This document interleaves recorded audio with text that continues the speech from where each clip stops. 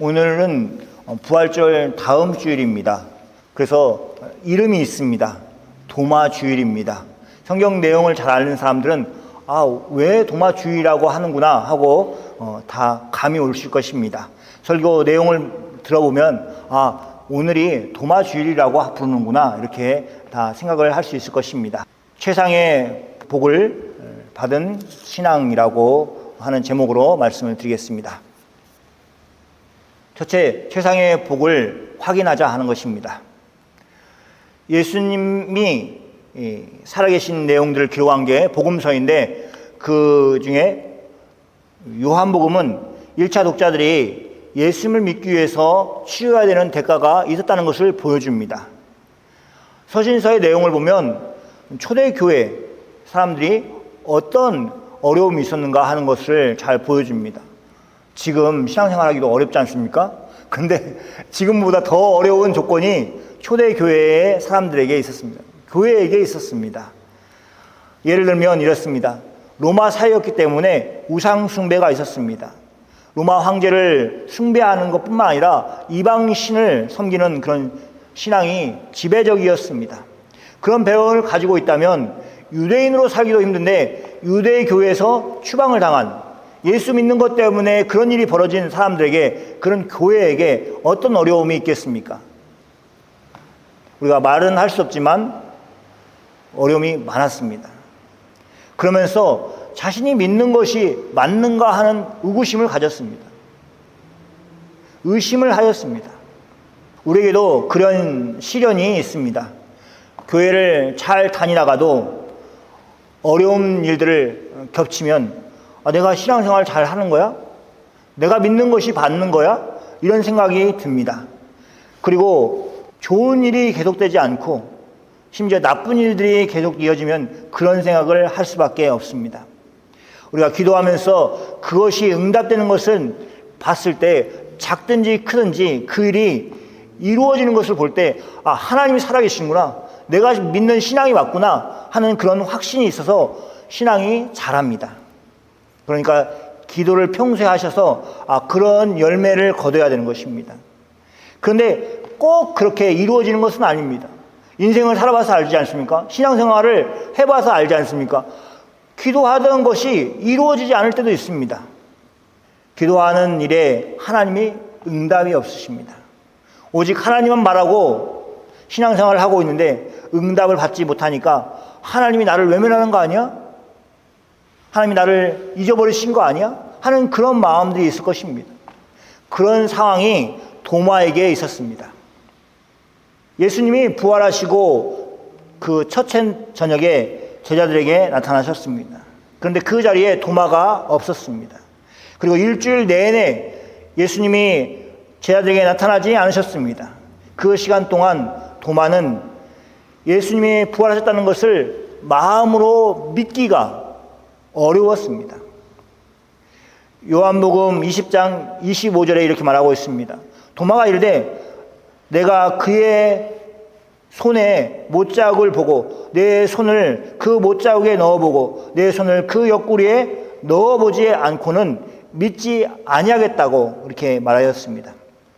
도마가 그 시간 동안 어떤 노력을 기울였는지 성경은 말하고 있지 않습니다.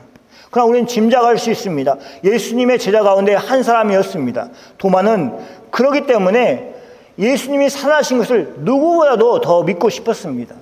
그런데 믿어지지 않은데 어떻게 해요? 그런 것입니다.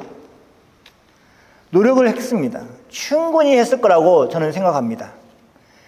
유대교와 다르게 우리가 예수를 믿는 것은 최고의 신앙이었다고 그 시대에 생각하였습니다. 그러니까 유대교를 버리고 예수님을 믿은 것입니다. 그렇지 않겠습니까? 이 두 개가 비교가 되니까 그런 것입니다. 그런데 그 조건이 무엇이냐? 전제 조건이 무엇이냐? 예수님이 살아나셨기 때문에 그렇게 하였다는 것입니다. 도마의 경험을 통해서 우리가 볼 수 있듯이 예수님이 죽은 자 가운데서 다시 살아났다는 것을 확인할 수 있습니다. 그렇기 때문에 최고의 신앙을 가지는 것입니다. 그것이 우리가 믿는 신앙이 바른 신앙이고 최고의 신앙이라는 것을 확인할 수 있는 그런 증거입니다. 우리는 그런 의미에서 최상의 복을 우리는 받고 누리고 있습니다. 우리는 사실 신약 성경에서 언급하고 있는 환경과 같지 않습니다. 유대교가 어떤 신앙의 모습을 가지고 있는가 간접적으로 듣기는 듣지만 실제적으로 경험하거나 하고 있는 것이 아니기 때문에 그렇습니다. 이방신들의 어떻게 우상을 숭배하는가 그것에 대해서 간접적으로밖에 경험이 없습니다. 그렇지만 조금만 관심을 가지고 그것들과 비교한다면 우리가 비교할 수 있습니다. 여전히 한국인들은 불교의 영향을 많이 받고 있기 때문에 그렇습니다. 또 기독교가 아닌 다른 신앙을 간접적으로 접할 기회들이 있습니다. 그런 우리에게 부활하신 예수님이 우리를 구원하신 하나님이시라는 사실은 큰 힘과 또 위로가 됩니다. 하나님이 예수님을 우리에게 주시고 십자가에서 내어주시고 그분이 사흘 만에 우리를 위해서 부활하셨다는 것이 큰 위로가 되는 것입니다. 우리가 비록 적은 수의 사람들이 모였지만 우리의 힘은 이 몇 명이 모였는가 거기서 나오는 것이 아니라는 것을 우리가 알아야 됩니다. 우리의 힘은 건물에 있지 않습니다. 큰 건물을 지어서 우리의 힘이다 이렇게 자랑할 수 없는 것입니다. 우리는 예수님을 믿고 그 예수님에게서 힘을 얻습니다. 거기서 우리의 힘이 나오는 것입니다. 하나님이 예수 그리스도를 통해서 우리의 최상의 복을 주셨습니다. 그것을 믿으시는 여러분이 다 되시기를 소망합니다. 두 번째, 의심에서 확신으로 나아가야 합니다. 성경은 예수님의 제자이면서 예수님이 다시 살아나신 것을 보지 못하였던 도마가 예수님이 다 믿고 있는데 여전히 믿지 못하는 상태에 있었다는 것을 말하고 있습니다. 정직하게 그것을 기록해 놨습니다. 그 많은 제자들이 있는데 도마가 믿지 않았어요. 그러면 그냥 전체가 다 믿었다, 대다수가 믿었다 이렇게 하고 지나가면 되는데 굳이 도마가 예수님이 부활한 것을 믿지 못하고 있는 의심의 상태에 있었다라고 그렇게 얘기를 하고 있는 것입니다. 이것은 우리에게 두 가지를 설명하고 있습니다. 예수님이 죽은 자 가운데서 살아나셨다는 사실을 믿는 것이 정말로 어렵다는 것을 보여주고 있습니다. 예수님의 말씀처럼 그것은 사람의 능력이나 노력으로 되는 것이 아니었습니다. 하나님의 능력으로 되는 것입니다. 그런 의미에서 하나님이 예수님을 죽은 자 가운데서 다시 살리신 것을 마음속에서 믿는 사람들은 복 있는 사람입니다. 이미 복을 받은 것입니다. 그 복은 돈 주고 살 수 있는 것이 아닙니다. 그러니까 회장이나 이런 사람들이 돈을 줘가지고 살 수 있는 그런 티켓이 아닙니다. 오직 예수님을 믿는 사람들, 하나님의 부르심을 받아서 예수님을 알게 된 사람들만 누릴 수 있는 복입니다. 또 하나의 사실을 이렇게 설명하고 있습니다. 의심의 상태에서 예수님이 그 사람을 그냥 놔두지 않는다는 것입니다. 계속 의심하고 평생을 살도록 그렇게 버려두지 않는다는 것입니다. 우리가 예수님의 비유가 있지 않습니까? 100마리의 양이 있는데 그 중에 하나를 잃어버렸습니다. 그러면 그 남은 99마리의 양을 내버려 두고 한 마리 길 잃어버린 양을 찾기 위해서 가고 그 양을 되찾았을 때의 그 기쁨으로 잔치를 하는 그 모습을 생각해야 됩니다. 그런 것처럼 예수님의 비유처럼 예수님은 의심의 상태에 있는 도마를 그냥 두지 않으셨습니다. 예수님은 의심하는 도마에게 찾아오셨습니다. 도마가 무슨 답을 얻기 위해서 어떤 노력을 기울였는지 우리는 알 수 없습니다. 노력을 했겠죠. 그렇지만 결국에는 주님이 그에게 찾아오셔서 그에게 확신을 가질 수 있도록 그렇게 만드셨습니다. 그러니 우리가 사랑하는 사람들을 위해서 기도하는 그 기도를 멈추지 말아야 됩니다. 하나님을 만날 수 있도록 그리고 기도하는 것을 절대 지치지 말고 기도해야 되는 것입니다. 사랑이 많으신 하나님이 결코 그 사람을 내버려 두지 않으시고 언젠가는 반드시 그 사람을 예수 그리스도의 부활하신 것을 믿고 구원함을 받도록 그렇게 인도하실 것이기 때문에 그렇습니다. 여러분의 기도가 반드시 응답될 것입니다. 어떻게 확신할 수 있습니까? 그것은 도마의 모습을 보면서 확신할 수 있습니다. 오늘 성경을 보면서 그렇게 확신할 수 있습니다. 예수님이 제자들이 모인 가운데 다시 찾아오셨습니다. 유대인들에게 어떤 일이 일어날 것에 증인이 필요한데 그 증인이 몇 명이 필요했냐면 두 명 이상이 필요했습니다.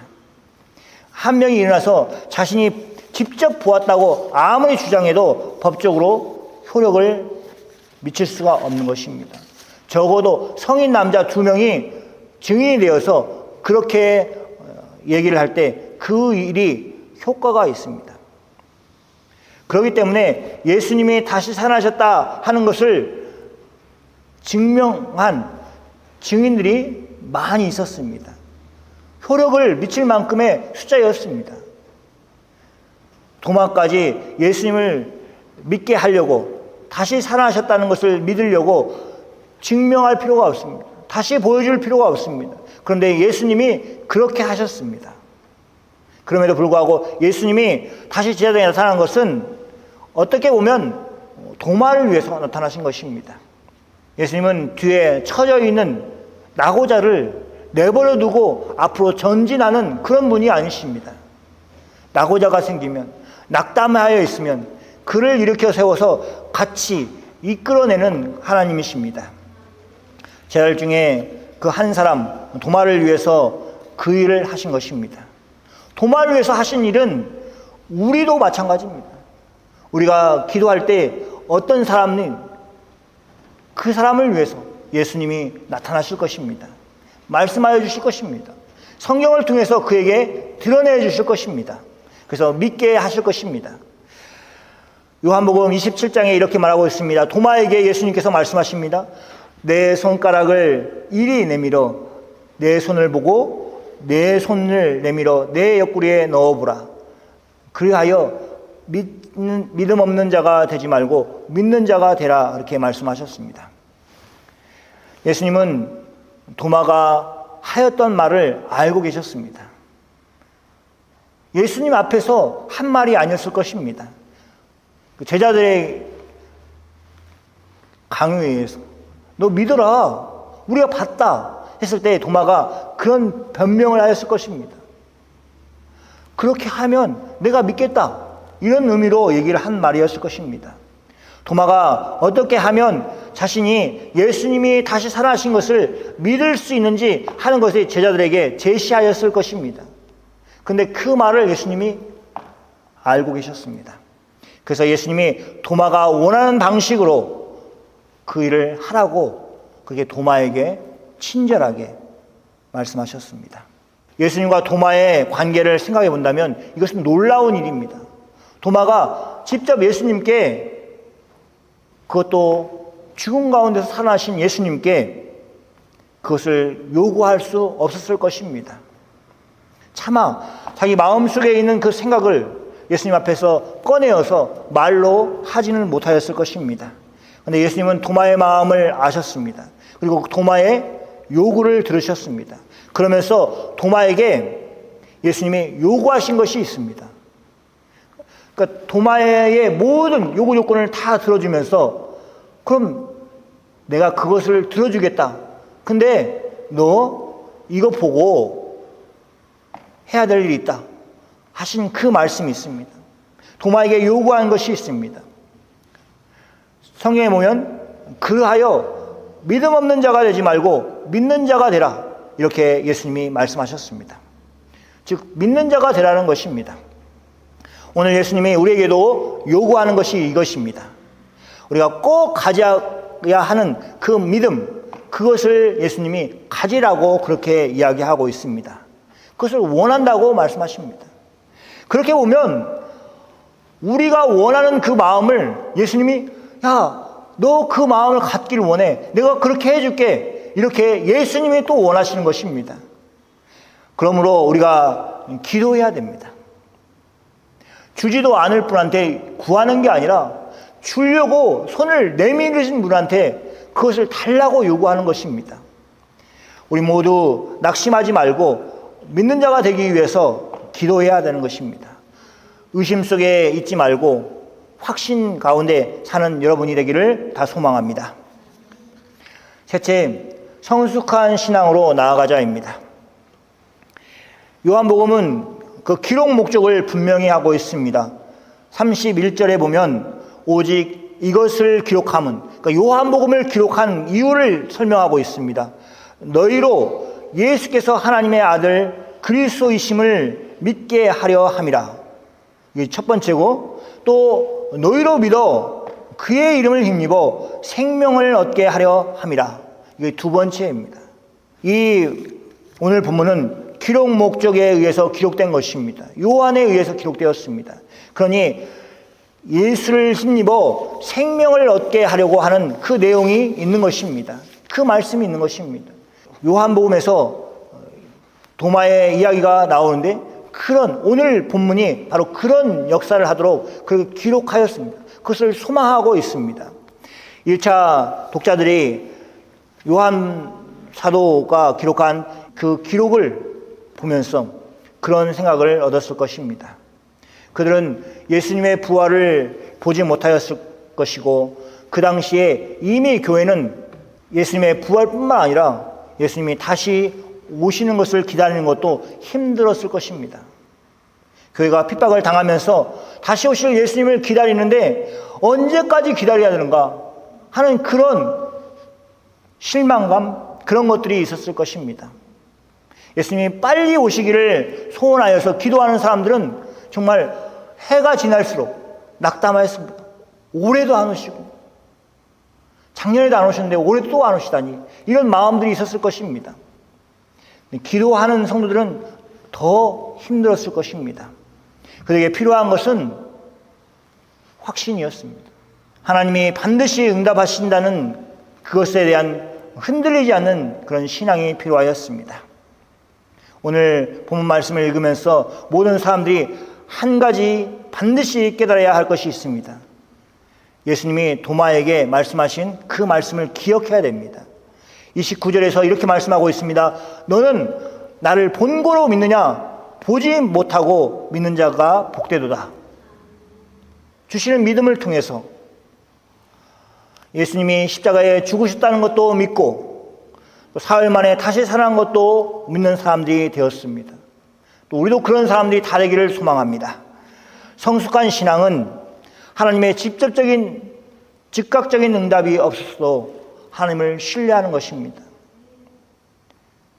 사건을 잘 보여주는 것은 출애굽한 이스라엘 백성들이 하나님의 강한 손으로 이스라엘이 종되었던 애굽에서 구원함을 얻었습니다. 그들이 보여준 광야 생활은 성숙한 신앙의 모습이 아니었습니다. 하나님이 그들에게 때마다 먹을 것을 먹이시고, 또 그들의 옷이 헤어지지 않도록, 신발이 닳아지지 않도록 돌보셨음에도 불구하고 광야 생활은 한마디로 하나님이 축복하시는데, 그때마다 그 효력이 떨어졌을 때마다 불평하고 원망하는 모습이었습니다. 왜 그랬습니까? 즉각적인 응답이 없었기 때문에 그렇습니다. 즉각적인 해결이 없었기 때문에 그렇습니다. 바로 문제가 생기면 그들은 원망하였습니다. 성숙하지 못한 신앙을 가지고 있었습니다. 우리 자신을 보면 압니다. 나는 과연 성숙한 신앙인가? 그렇지 못한 신앙인가? 보면 압니다. 하나님께서 준비하였는데 하나님의 시간에 일하실 것인데 그것을 참지 못해서 우리가 불평하고 원망하고 의심하고 하는 그런 마음들이 다 우리에게 있습니다. 그것은 성숙한 신앙이 아닙니다. 이스라엘 백성들은 얼마나 형편없는 신앙을 가지고 있었는가 하는 것을 성경에서 보여주고 있습니다. 안타까운 것은 그런 신앙만 가지고 있던 게 아니라 하나님께서 어떻게 그들을 처벌하고 있는 것까지 성경은 기록하고 있습니다. 사랑하는 성도 여러분, 이제 우리는 부활의 신앙을 가지고 있습니다. 우리는 더 성숙한 신앙을 가질 수 있도록 하나님께서 예수 그리스도를 통해서 우리에게 주신 신앙입니다. 그러므로 하나님을 신뢰하고 나아가야 합니다. 그의 아들 예수 그리스도를 우리에게 내어주셔서 십자가에서 내어주셔서 그를 죽게 하시기까지 우리를 사랑하시는 하나님이십니다. 그분을 신뢰하지 못하면 누구를 신뢰하겠습니까? 좋은 천국을 약속하신 하나님이 우리에게 필요한 것을 공급하시는 분이십니다. 우리에게 가장 필요한 것을 하나님의 때에 공급하여 주시는 좋으신 하나님이십니다. 하나님을 신뢰하고 하나님의 때를 기다리는 성숙한 신앙인이 되기를 소망합니다. 예수님의 이름으로 축복합니다. 아멘.